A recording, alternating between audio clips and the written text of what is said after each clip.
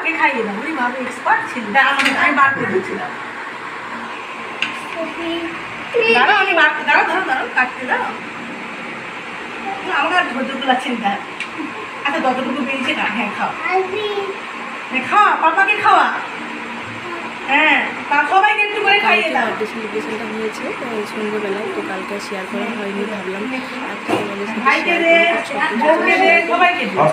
খারাপ, তাই অনেক কষ্ট করে কেকটা বানিয়েছিলাম। ভাবলাম ছোট্ট করে অন্তত একটু সেলিব্রেট করব, আর একটু আনন্দও হবে। আর ও সবাই কিন্তু বাড়িতে বাইরেই থাকে, সবাই কাজের জন্য বেরিয়ে যায়। সবাই আসার পরে রাত্রি 8টা নাগাদ কেকটা কাটা হয়েছিল। মামিমা এসেছিলো, ভাই এসেছিলো, আর আমরা বাড়ির ফ্যামিলির যতজন 5 জন মিলে ছোট্ট করে একটু খুব আনন্দ